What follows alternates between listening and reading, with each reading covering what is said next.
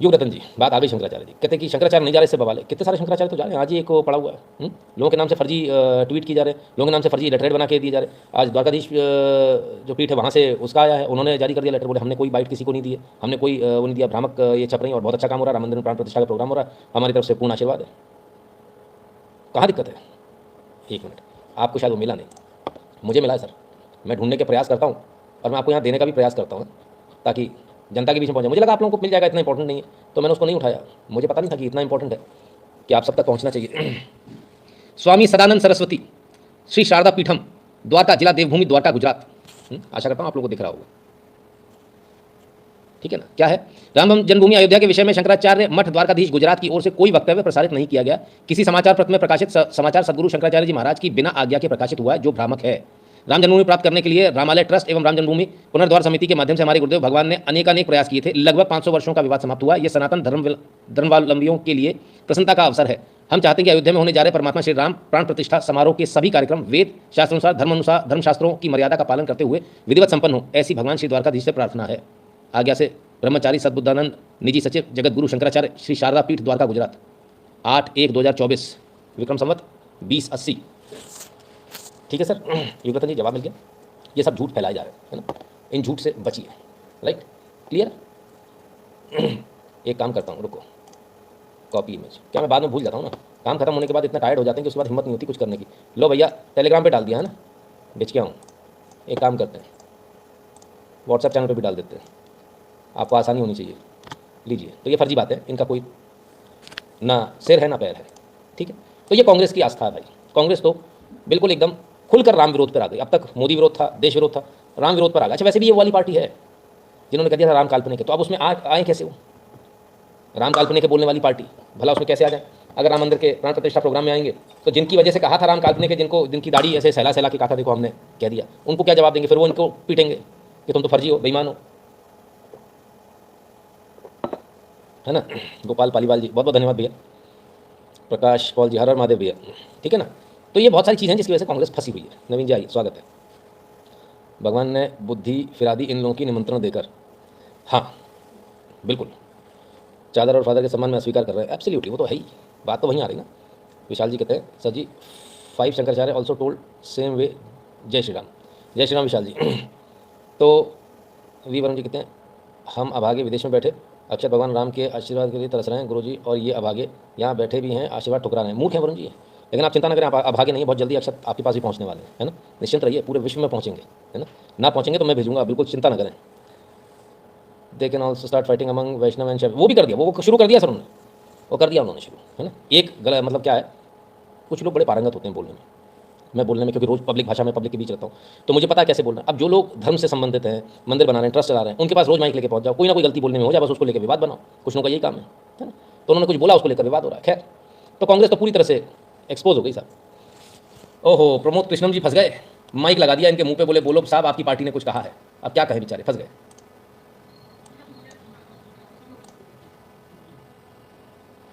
राम मंदिर और भगवान राम सबके हैं। राम मंदिर को भाजपा का समझ लेना दुर्भाग्यपूर्ण, राम मंदिर को बीजेपी का मानना दुर्भाग्यपूर्ण, राम मंदिर को आरएसएस, विश्व हिंदू परिषद, बजरंग दल का मान लेना ये दुर्भाग्यपूर्ण। मुझे पूरा भरोसा है कि कांग्रेस हिंदू विरोधी पार्टी नहीं है, कांग्रेस राम विरोधी नहीं है। ये कुछ लोग हैं जिन्होंने इस तरह का फैसला कराने में भूमिका अदा की है। ये बड़ा गंभीर विषय है। आज मेरा दिल टूट गया है और इस फैसले से करोड़ों कांग्रेस के कार्यकर्ताओं का दिल टूटा। उन कार्यकर्ताओं का, उन नेताओं का जिनकी आस्था भगवान राम है। कांग्रेस वो पार्टी है जो महात्मा गांधी के रास्ते पे चलती है। कांग्रेस वो पार्टी है जिसके नेता राजीव गांधी ने इस राम मंदिर का शिलान्यास, राम मंदिर के ताले खुलवाने का काम किया। भगवान श्री राम के मंदिर में के निमंत्रण को स्वीकार न करना, ये बहुत दुखद है, ये बहुत पीड़ादायक है, ये बहुत कष्टदायक है। प्रमोद कृष्णम जी फंस गए। आचार्य जी सोच रहे हम निकले कैसे। तो पहली बात तो एकदम स्पष्ट बात है कि आरएसएस और बीजेपी का मंदिर नहीं, उन्होंने खुद ने भी मान लिया, बोले पीड़ादायक, ऐसा नहीं करना चाहिए, गलत है। दूसरी बात वो कहते हैं कि हमारी तो वो पार्टी जिसने ताले खुलवाए थे, आपने नहीं खुलवाए थे प्रमोद जी, आपकी पार्टी ने नहीं खुलवाए थे, कोर्ट के ऑर्डर पे खुले थे। सच्चाई ये है ना, आपकी पार्टी ने नहीं करवाया था। क्लियर, एकदम स्पष्ट है बात, है ना। बहरहाल फिर भी अगर आप ऐसा मानते हैं तो बहुत अच्छी बात है, लेकिन आज बेचारे फंस गए क्योंकि आज कांग्रेस बुरी तरह से एक्सपोज हो गई। किसी के घर निमंत्रण आए वो ना कर दे, कमाल है। इसी को तो कहते हैं भगवान की महिमा। स्वीकार कर दिया उनको, तो जब जहाँ आना है और जिस प्रभु के कार्यक्रम में आना है उनको पहले नकारें कि वहाँ भगवान का कोई अस्तित्व नहीं है। ऐसी स्थिति में आएंगे तो लोग पूछेंगे या फिर गए यार जिसको जब अस्तित्व नहीं है आप किसको देखने गए थे, किसका दर्शन करने गए थे, इसलिए उनको और शर्मिंदा होना पड़ेगा। तो शर्मिंदा न हो इसीलिए पहले कह दिया और आरोप लगा दिया कि वो राजनीति के कारण, सत्ता के लिए कारण यह अनुष्ठान कर रहे हैं, तो उसमें राजनीति है, हम लोग राजनीति से परे हैं, इसलिए जो राजनीति से परे हैं वो अपना सड़क पर घूमते हैं। तो ऐसी स्थिति में उन्होंने जो नकार दिया, इस बात को उदारता कर चुका है कि उनको निमंत्रण नहीं दिया और जानते हुए कि यह नहीं आएंगे और इनको जो भगवान नहीं अनुकूल है कि उन्हीं को नकार दिए हैं, आना नहीं है। लेकिन हमने पहले कह दिया था कि निमंत्रण नहीं देना, लेकिन निमंत्रण कृष्ण दिया और देने के बाद में भी उन्होंने नकार दिया। तो यही कारण है राजनीति तो बहाना है, एक है कि जिस प्रभु को हमने नकार दिया है, इस राम को, और उनके अस्तित्व को काल्पनिक कह दिया है, उनके लिए हम क्यों है, इसलिए उन्होंने स्वीकार नहीं किया और निमंत्रण को स्वीकार कर दिया। यह धन्यवाद उनको कि यहाँ आएंगे तो किसका दर्शन करेंगे, और उनको लज्जित होना पड़ेगा जब राम लगा कर उस भगवती मंदिर और भगवती रामनाथ का स्वरूप देखेंगे और लज्जित लगेंगे, इसलिए उन्होंने राजनीति की भावना करके नकार दिया। चलिए साहब, साधु संतों ने भी घेर लिया, कहते निमंत्रण हमने मना किया था, देना ही नहीं चाहिए। यहाँ थोड़ा सा मेरा विचार भिन्न है। मैं एक बात पुनः रिपीट कर दूँ, और जो मेरे मन में है मैं उस बात को बोलूँगा, जो मेरे दिल में है मैं उस बात को बोलूँगा। विधर्मी से विधर्मी, कुकर्मी से कुकर्मी व्यक्ति को भी राम मंदिर का निमंत्रण देना है। आज एक बहन है, उन्होंने बोला कि मुझे अक्षत वितरण का करने का सौभाग्य प्राप्त हुआ। उनको दिया गया कि आप अपने सोसाइटी में अक्षत वितरण का काम आप करेंगे। तो जगह जगह गई, उन्हें पता नहीं था कि उनकी बिल्डिंग में कोई ईसाई भी रहते। उन्होंने घंटी बजाई, उन्होंने दरवाज़ा खोला, उन्होंने जो है देखा तो बोले ये तो ईसाई है। बाद में उनको समझ में आया, तो उन्होंने उनको अक्षत दिए, उन्होंने सहर्ष उन्होंने अक्षत स्वीकार भी किए, जो ईसाई परिवार रहता था, और वहाँ से चले। बाद में उन्होंने मुझसे पूछा कि क्या मैंने सही किया, तो मैंने उनको जो जवाब दिया मैं आप लोगों को फिर से पुनः जवाब देता हूँ। विधर्मी से विधर्मी, कुकर्मी से कुकर्मी, हिंदू मुस्लिम सिख ईसाई किसी भी दुनिया के धर्म का हो, उसका खान पीन कुछ भी हो, वो कुछ भी खाता हो, कुछ भी पीता हो, इससे हमें कोई मतलब नहीं। हम हर जगह जाएंगे, हर दरवाजे जाएंगे और हर किसी को अक्षत देकर आएंगे। भगवान श्री राम ने आपको अपना दूत बनाया है। आप नहीं हो। जो भी लोग अक्षत वितरण में जा रहे हैं, कान खोलकर सुने, रामदूत हैं आप। अगर मैं जाऊंगा तो नितिन शुक्ला नहीं जा रहा, मेरा वजूद खत्म हो गया। उस वक्त जिस वक्त मैंने अपने हाथ में वो अक्षत लिए और मैंने अपने घर की देहरी से बाहर कदम रखा, मेरा वजूद खत्म हो गया। चाहे मैं कुछ भी हूं, अगर मैं इस देश का प्रधानमंत्री हूं तब भी उस समय मैं सिर्फ रामदूत हूं, उसके अलावा कुछ भी नहीं हूं। अगर आप अपने वजूद को खत्म कर सकते हैं तो घर से निकलिएगा, वरना जो आपको दे रहे जिम्मेदारी उनसे मना कर देगा कि इतनी बड़ी जिम्मेदारी हम नहीं निभा पाएंगे, वापस कर दीजिए। नहा धोकर घर से निकलिए, उसके बाद अक्षत में हाथ लगाइएगा और जाकर एक एक घर में हमको देकर आना है। अब ऐसा भी हो जाएगा, कोई गाली भी देगा, देने दीजिए। आपके जो पाप है ना, वो कट रहे हैं उन गालियों से। भगवान ने आपको रामदूत बनाया इसलिए क्योंकि आपके डेबिट में जो चढ़े हुए पाप है ना, उनका कम कैसे करें। लोन ले रखा है तो पटाना भी तो पड़ेगा, नहीं पटेगा तो घर मकान ऑप्शन होता है, कहीं ना कहीं से तो सरकार ले ही लेती है। तो ऐसी वहाँ की सबसे सुपर सरकार है, उसको मालूम है कहाँ कैसे आपके पाप काटने हैं। वो कष्ट आपको कहीं और होना था, उन्होंने कहा चलो रामदूत बना के भेज देता हूँ, उसके कष्ट कम कर देता हूँ, 4 गाली में इतने कष्ट कम कर दूंगा, पैर टूटना था वो टूटना रह जाएगा, क्यों इसको इतना शारीरिक कष्ट दूँ। तो ये आपके लिए बड़ी अच्छी बात है। कोई गाली भी दे, हम गाली भी सहज स्वीकार करेंगे और हर घर में हर जगह जाएंगे। बिल्कुल मत सोचना इसका काम क्या, अरे ये तो झाड़ू लगाता सड़क पे, अरे ये तो मेहतर है, ये तो फलाना। नहीं, हमें भगवान राम ने भेजा है और यही कहना है आपको, मुझे भगवान श्री राम ने भेजा है आपके लिए। भगवान श्री राम ने आपको बुलाया है। आप नहीं बोलोगे कि हम बुला रहे हैं, मैं लेकर आए, मैं खत्म, you are abolished the moment आपको वो काम दिया जा रहा है, आप खत्म हो चुके, आपका वजूद खत्म हो चुका। क्या बोलेंगे? अपना नाम नहीं बताना, मैं नितिन शुक्ला आया हूँ, मेरा यूट्यूब चैनल, हट, खत्म हो गए आप, आउट, आपका कोई वजूद नहीं है। आप कलेक्टर हो चाहे मुख्यमंत्री हो, कोई वजूद नहीं। मुझे भगवान श्री राम ने भेजा है, भगवान श्री राम ने आपको बुलाया है, ये अक्षत उसके। बस इतना ही कहना और चले आइए, आपका काम खत्म। और जिसके आप जा रहे हो, क्या मालूम भगवान ही बैठे हो, वही परीक्षा लेने बैठे हो, और वहाँ जाके आप उचक के बताओ मैं तो फलाना, मैं नितिन शुक्ला, मुझे जानते हो, मेरा यूट्यूब चैनल सब्सक्राइब करो। और भगवान देखेंगे, मुस्कुरा देंगे कि हाँ कर दिया चैनल सब्सक्राइब, खेल खत्म, वहीं खेल खत्म हो जाएगा। ये टेस्टिंग है, भगवान आपको टेस्ट कर रहे हैं। आपका कोई वजूद नहीं है, एक वजूद है कि भगवान श्री राम ने आपको भेजा है। हम बोलना नहीं चाहिए, फिर भी बोल देता हूँ। हम सर्दियों में अगर कपड़े भी देते तो हम यही कहते हैं भगवान ने भिजवाए आपके लिए। हम रजाई कंबल कुछ भी देते ना, भगवान ने भेजा है आपके लिए। कभी नहीं, नाम भी नहीं बताया। कितने सैकड़ों लोग हैं, शक्ल पहचानते होंगे, नाम नहीं पहचानते, गाड़ी पहचानते होंगे, नाम नहीं पहचानते, नाम कभी बताया नहीं, जरूरत ही नहीं है। वो आ गए भगवान वाले भाई साहब आ गए, मैंने अपनी कानों से सुना हुआ है। खीर बांटेंगे तो भगवान ने भेजी है, भंडारा तो भगवान ने कराया है। जब तक आपके अंदर ही कुछ, आप परेशान हो, मैं तो करता हूँ, मेरे को देखो कुछ हो नहीं रहा, होगा कहाँ से? मैं अब बकरा बन के घूम रहे हो। जब बकरा बकरी बने घूम रहे हो तो तुम्हारा कोई उधार क्या करेगा? इंसान तो बनो। इंसान बनने के लिए सबसे पहले जरूरी है कि आप अपना वजूद खत्म करें। जब राममय हो गए तो हम तो राम में रम गए। कहाँ रमे? जब तक तुम्हारा नाम है तब तक राम का नाम कहाँ से आया? राम में रमे कहाँ? और लोग अपने घरों के बाहर तख्ती लगाते हैं, क्या इंजीनियर फलाना, डॉक्टर ठिकाना। आज से एक नई शुरुआत करो, राम में नितिन शुक्ला, नई तख्ती लगेगी। राम में नवीन जी, क्या राम में रमे हुए, तब आपकी बात है। इसलिए आप सबसे निवेदन है, जितने भी लोग अक्षत देने जा रहे हैं, हाथ जोड़कर जाइए, कहना प्रभु, क्या पता सामने प्रभु ही बैठे हो, सबको प्रभु बोल लेना, कुछ नहीं बिगड़ेगा। एक आध हो सकता है प्रभु हो, तो कहना प्रभु मुझे भगवान श्री राम ने भेजा है, भगवान श्री राम ने आपको बुलाया है, बस आपको कुछ कहने की आवश्यकता नहीं है इसके अलावा, है ना। इसके अलावा कोई शब्द ना चाहिए, ना आप कहिए। कोई मोदी नहीं, कोई बीजेपी नहीं, कोई कुछ कहने की जरूरत नहीं। उसको जो समझना वो अपने आप समझेगा। हमने व्यक्ति को हिंदू बनाना है, हमारा काम हिंदू बनाने का है, हमारा काम किसी पार्टी का कैडर खड़ा करने का नहीं है। वो अपने हिसाब से सोचेगा, जो भगवान श्री राम के लिए काम कर रहे हैं वो उनको लिए सोचेगा, अपने आप सोचेगा। भगवान श्री राम अपने आप उसको बुद्धि देंगे, हमें बुद्धि देने की जरूरत नहीं है। ठीक है, क्लियर। ये राम कहने वाले बापू का सम्मान नहीं कर रही कांग्रेस, बैकस्टैबिंग बापू, बहुत बुरी हाल है साहब इनकी, बहुत ही बुरी।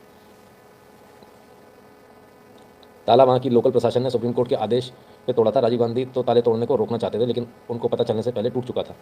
फेसबुक पर मेरा इस पर एक लाइव है जहाँ मैंने तथ्यों के आधार पर प्रूव किया कि राजीव गांधी ने इसको रोकने का प्रयास किया था। ठीक है ना, क्लियर है। खैर, अब आगे चलते हैं। तो कुल मिलाकर जो है ये बात भी क्लियर हो गई कि देना सबको है, बुलाना सबको है, कोई भी हो। मुसलमान है, मुसलमान लगा सारे 100% मुसलमान है, कोई बात नहीं। बाहर उनके लिखा हुआ है, कोई बात नहीं, तब भी बन जाएंगे, दरवाज़ा खटखटाएंगे, कहीं हम तो मुसलमान हैं, कोई बात नहीं। मेरा काम है, मुझे भगवान श्री राम ने भेजा है, आपको भगवान राम ने बुलाया है, खत्म। हम तो मानते नहीं हैं, आपने कुछ जवाब ही नहीं देना, आपको भगवान श्री राम ने बुलाया है। हम तो जाएंगे नहीं, हम तो मुसलमान हैं, आपको भगवान श्री राम ने बुलाया, एक्सेप्ट कर रहा तो ठीक है, नहीं कर रहा तो नहीं, हम नहीं लेंगे, कोई बात नहीं, जैसी प्रभु की इच्छा, चलिए आइए। कोई दूसरा जवाब देना ही नहीं है। मंदिर बन रहा, मस्जिद टूटी, फलाना हुआ, ठिकाना हुआ, कोर्ट का ऑर्डर, ऐसा वैसा कुछ नहीं। सिर्फ दो बातें, मुझे भगवान श्री राम ने भेजा है, भगवान श्री राम ने आपको बुलाया है, खत्म। इसके अलावा हमें कुछ आता ही नहीं, हमने कुछ सीखा ही नहीं, हमारी जीभ को बोलना ही नहीं आता। कोई थप्पड़ भी मारे, भगवान श्री राम ने भेजा है, भगवान श्री राम ने बुलाया है। दो घूसे और मारे, भगवान श्री राम ने भेजा है, भगवान श्री राम ने बुलाया है। कुछ दूसरा कोई विवाद नहीं करेंगे, कोई जवाब नहीं देंगे, कोई जवाब नहीं देंगे। पुलिस पकड़ के ले जाए, भगवान श्री राम ने भेजा है, भगवान श्री राम ने बुलाया है। कोर्ट में खड़े हो जाओ, भगवान श्री राम ने भेजा है, भगवान श्री राम ने बुलाया है। इसके अलावा कुछ जवाब देंगे ही नहीं। यही बयान है, यही कथन है, और इस पर फांसी लगा देना। फांसी भी चढ़ेंगे तब भी सिर्फ दो ही बातें बोलेंगे, भगवान श्री राम ने भेजा है, भगवान श्री राम ने बुलाया है। इसके अलावा मुंह से कुछ नहीं निकालेंगे। क्लियर है। इतनी श्रद्धा हो तो ही कुछ कीजिएगा। आज पीएम होता तो कांग्रेस पार्टी पर बैन लगा देता, नहीं, आवश्यकता नहीं है। वो अपने ऊपर खुद ही अपनी स्थिति करा रहे हैं, कोई दूसरा क्या करेगा। चलिए, कांग्रेस की ये स्थिति है भगवान श्री राम के मंदिर के लिए। ठीक है, आइए। Congress 30 August 2016, Congress president Shrimati Sonia Gandhi letter to Pope Francis on canonization ceremony of Mother Teresa. Canonization of ceremony of Mother Teresa. अच्छा जी, योर होलीनेस, ओ हो, ऐसा गजब लेटर, कमाल है। मदर टेरेसा को सेंट बनाने के उस पर, हाँ, फिर क्या कहती हैं, मार्केट एल्वा फलाने ठिकाने आएंगे। If I had not been unwell, I too would have been there to witness this sacred ceremony and to pay humble homage to the woman who was very embodiment of boundless compassion, mercy and grace. वाह वाह वाह, mother Teresa. मतलब इंसान के लिए जा रहे हैं, भगवान के लिए जाने में दिक्कत है। भगवान के लिए जाने में बीजेपी आरएसएस का प्रोग्राम है, वहाँ जाने में वो ईसाइयों का प्रोग्राम नहीं है। लेकिन सवाल एक और है, अगर मान लीजिए वो जो मस्जिद बन रही है, जिसके लिए जगह दी है, जहाँ कल मस्जिद बनेगी, तामीर होगी, अयोध्या के पास 20-25 किलोमीटर दूर जो दी है मंदिर से, तो उसका इनॉग्रेशन होगा, उसमें बुलाया जाएगा, उसमें कांग्रेस जाएगी कि नहीं जाएगी? इसका भी तो जवाब दे दें। उसमें तो दौड़ दौड़ के जाएंगे। ये सारी पार्टियां, कोई एक नहीं, सारी पार्टियों ने विरोध किया है। फिर कहेंगे ईवीएम हैक हो गई। गुरु जी, मेरी हर एक प्रशंसा की हर तरफ या निंदा सुनते ही कहता हूँ भगवान तुझसे सब करवा रहे हैं। ये शब्द मेरी आदत में रच बस गया है, कुछ और मन में आता ही नहीं। बिल्कुल सही, यही एकमात्र तरीका जीवन जीने का। ठीक है ना। तो साहब ये भी बता दीजिए तब क्या करेंगे। लेकिन मैंने कहा ना, दिल की बात ज़बान पर आ ही जाती है। बहुत सारे लोगों के दिल में जो है वो आ जाता है। चलिए देखें कैसे। তৃণমূল কংগ্রেসের সরকার যতদিন থাকবে আমি আপনাদের কাছে ওয়াদা করে যাচ্ছি, আল্লাহর কসম খেয়ে বলছি, আল্লাহর কসম খেয়ে বলছি, আমি কোনোদিনও, আল্লাহর কসম খেয়ে বলছি, আমি কোনোদিনও হিন্দু মুসলমান শিখ খ্রিস্টান তপশিলি আদিবাসীদের ভাগাভাগি করতে দেব না। এনআরসির সময় দেখেছেন কি, আল্লাহর কসম খেয়ে বলছি, আমি আল্লাহর কসম খেয়ে বলছি। वाह, अपन क्या बोलते हैं, कोई चीज़ बोले तो भगवान कसम, ऐसा ही हुआ। जिसको आप मानते हो उसी का नाम निकलता है मुंह से, है ना। ये कहती हैं अल्लाह कसम, हम कभी हिंदू मुस्लिम नहीं होने देंगे बंगाल में। उफ, अल्लाह कसम। क्या नाम है, ममता बनर्जी। इतनी हो गई आप। हम तो सोचो टोपी लगा ला कि वो ऐसे हिजाब बना बना के अपनी साड़ी का ऐसी जाती होंगी, तो ये तो एकदम बदल गई क्या। तो देखो उनके एफिडेविट में धर्म कौन सा लिखा है। अल्लाह कसम हम खा ही नहीं सकते।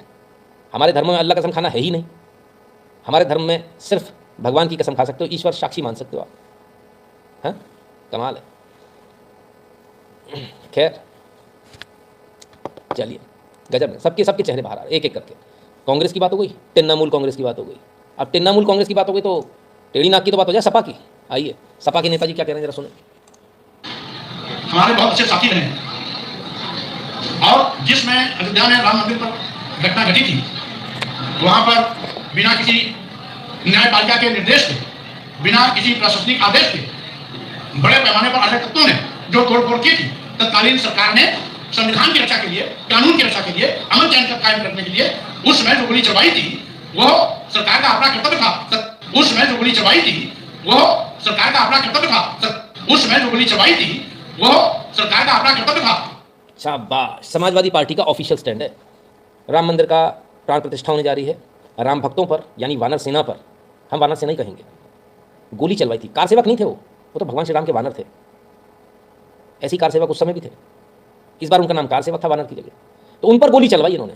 रावण ने भी तो यही किया था, हाँ, मेघनाथ ने भी तो यही किया था, है ना, कुंभकर्ण ने भी यही किया था। आप कौन हो?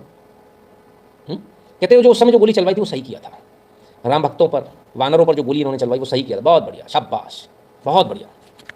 ये समाजवादी पार्टी के नेता हैं, ये समाजवादी पार्टी का ऑफिशियल स्टैंड है।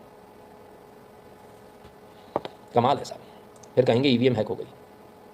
ये क्या समझते हैं लोग, हिंदू इतना कमज़ोर है क्या? हिंदू की स्थिति इतनी खराब है क्या कि जिसका जो मन आता बोल के निकल जाता है, कोई भी आपको गाली दे के निकल जाता है? और ये क्या सोच रहे हैं, इस तरह से ये क्या पालेंगे, क्या हासिल हो जाएगा इनको? ये क्या हमारी आस्था में कोई डेंट कर पाएंगे? चलिए देखते हैं, इनके बयानों से हमारी आस्था में डेंट होने वाला है क्या?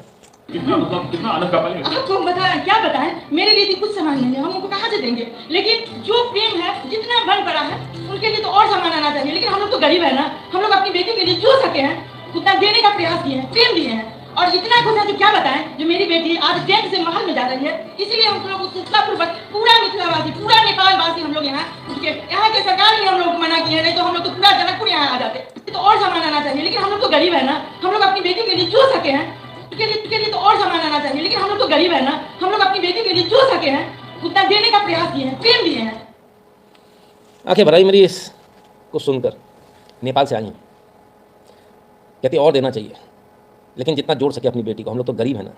गरीब कैसे हो सकते हो? भगवान श्री राम जिनके दामाद हो वो गरीब कैसे हो सकते हैं? वो गरीब कैसे हो सकते हैं जिन्होंने माता सीता हमको दी? वो गरीब कैसे हो सकते हैं? वो गरीब कैसे हो सकते हैं जिन्होंने इस भारतवर्ष की नींव रखी, भारत के नाम पर भारतवर्ष?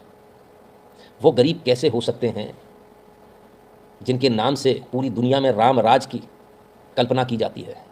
वो गरीब कैसे हो सकते हैं जो राजपाट छोड़कर जिनकी बेटी जंगल चल दी हो अपने पति के साथ, पति अपना पत्नी धर्म निभाया हो? वो गरीब कैसे हो सकते हैं? सोचने वाली बात है। लेकिन इसके बावजूद इनकी भावना को क्या ही कहूँ। अब तक आपने देखा कितनी गंदगी फैलाने वाले लोग थे जो इस देश की मिट्टी पर खा रहे हैं, पल रहे हैं, बढ़ रहे हैं। और आप देखिए नेपाल से आने वाले लोग, आप कभी गरीब नहीं हो सकते। अगर भारत दुनिया की 5वीं सबसे बड़ी इकोनॉमी है तो आप भी हैं, आप हमसे अलग नहीं हैं। नेपाल के बच्चे बच्चे तक ये बात पहुंचनी चाहिए, जो हमारा है वो आपका है, कुछ भेद नहीं है, ये आप ही का घर है। और हम जब जब जितना आगे बढ़ेंगे आपको कभी पीछे नहीं छोड़ेंगे और कोई एहसान नहीं करेंगे। वो हमारी नाना नानी का घर है, उसमें कोई भेद नहीं है। और जितना सम्मान आप लोग दे रहे हैं भारत आकर, हम प्रयास ये करें सभी भारतीय कि हम उससे ज़्यादा सम्मान नेपाल जाकर दें। और आप लोग जो मजाक उड़ाते हो ना, मजाक उड़ाना बंद कर दो, ठीक है ना? क्योंकि हमारे सीधा रिश्ता है हर नेपाली से, सीधा रिश्ता। सीता माता के घर वाले हैं वो, ध्यान रखिएगा इस बात को। वासुदेव श्री कृष्ण जब शांतिदूत बनकर कौरवों के पास गए थे तो ठीक ऐसे ही घमंड और रवैया था जैसा इस समय निमंत्रण को ठुकराने पर कांग्रेस कर रही है। रवैया था, बिल्कुल सही बात है, वही हाल है। बिल्कुल सर, हिंदुओं को नीचा दिखाने से एम को खुशी होती है और ममता सोनिया एसपी को वोट मिलता है। Actually so they have decided they उनको जो वोट चाहिए मुसलमानों को चाहिए, हिंदुओं का वोट नहीं चाहिए। हिंदुओं की भावनाओं की कोई वैल्यू नहीं है। मुंह पर एक बार फिर से थूक दिया हिंदुओं पे, ठीक है। एक तो ये हो गया, चलो ये तो नेपाल से आए थे, भारत के भी कुछ लोग हैं, कुछ लेकर आए। राम सीताराम सीताराम, राम जी लाला ने बुलाया है और मोदी जी आज के दशरथ जी हैं, योगी जी वशिष्ठ जी हैं, दोनों गुरु चेला ने आज मंदिर में प्रकट कर दिया है। चारों भाई आज अयोध्या, क्या लिखा है, अयोध्या जी में प्रकट हो गए हैं। आप मेरे रामलला के दर्शन करके आज पूरी दुनिया धन्य हो गई है, हमारा तो जीवन धन्य हो गया है, लिखा है। क्यों गूंगे हैं क्या? लिख क्यों रहे? बोल दो मुँह से। पति पत्नी दोनों चुप हैं, बोलते नहीं हैं। क्यों नहीं बोलते? गोपाल दास जी की प्रेरणा क्या था और ये कब मौन धारण करने वाली? ये नीति गोपाल दास जी की प्रेरणा से ये बराबर अयोध्या जाती रहती थी और अभी भी जाती है। तो नीति गोपाल दास जी की प्रेरणा से ये जब वहाँ बाबरी मस्जिद का ध्वंस हुई उस समय ये प्रण ले ली कि जब तक रामलला को नहीं देख लिया अपने हाथ से इस मंदिर में तब तक मैं मौन व्रत में रहूंगी। और आज तक मौन व्रत कितने साल हो गए? करीबन 30 साल हो गए। अब इनका मौन व्रत कब टूटने वाला है? 22 के बाद देखे 22 को इनका मंदिर मतलब कहाँ पे टूटेगा? अयोध्या में बुलावा है इनको आया? नीति गोपाल दास जी के सामने ही खुलेगा, उनके शिष्यों के सामने। ये उनको बुलावा आया है क्या अयोध्या से? अयोध्या से जो नीति गोपाल दास जी के शिष्य द्वारा इनको बुलाया गया। तो ये जाएंगे वहाँ? हाँ, ये 8 तारीख को जा रही है और सुबह 2 महीना तक वहीं रहेगी।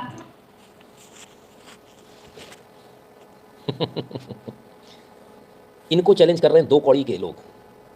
वो अभी एक रावण कह रहा था कि हमने गोली सही चलवाई वानर सेना पर, है? 30 साल से बोली नहीं है कुछ कि जब तक भगवान श्री राम लला का मंदिर नहीं बन जाएगा, प्राण प्रतिष्ठा नहीं हो जाएगी, तब तक बोलूंगी नहीं। अब 22 तारीख को जाकर मौन व्रत खुलेगा। कितनी कहानियां हैं, एक एक कहानी पर एक एक फिल्म बन जाए, एक किताब लिख जाए। कहाँ कहाँ से आ रही हैं कहानियाँ, छोटी छोटी जगहों से। कमाल है। धनबाद से ये स्टोरी आपके पास आई थी। कमाल है। सरस्वती जी हैं, लोग कहते हैं ना जीव पे सरस्वती बैठी है, यहाँ तो इनकी जीव ही बंद है सरस्वती जी की। 30 साल हो गए। अब जब प्राण प्रतिष्ठा हो जाएगी 22 तारीख को, तब बोलेंगी। ना जाने और ऐसे कितने लोग अभी हमको देखने हैं। आप लोगों को विश्वास हो रहा कि नहीं हो रहा? हो नहीं पा रहा होगा। जिनको नहीं हो पा रहा हो समझ लें उनकी विश्वास में, उनकी आस्था में बहुत कमी है, उनके खुद के अंदर खोट है, इसलिए उनको दुनिया में खोट दिख रहा है। ठीक है, ऐसे बहुत सारे लोग होते हैं और जेन्युइन होते हैं, असलियत में ऐसा करते हैं, है ना। लाइक कर लीजिए फटाफट। ठीक है, कमाल है भाई, गजब है। ज़रा लाइक कर दीजिएगा, वीडियो को शेयर कर दीजिएगा अपने मित्रों से। चैनल को सब्सक्राइब करने के लिए बोल दीजिएगा जिन्होंने अभी तक नहीं किया, और बगल वाली घंटी बजा ले, क्योंकि नोटिफिकेशन तभी आएगा जब घंटी बजी होगी बगल वाली, है ना। उसमें 2 एरो बनकर आ जाता है साइड में, और है ना, तो घंटी बजे का निशान देखने लगता है, हाँ घंटी बज गई।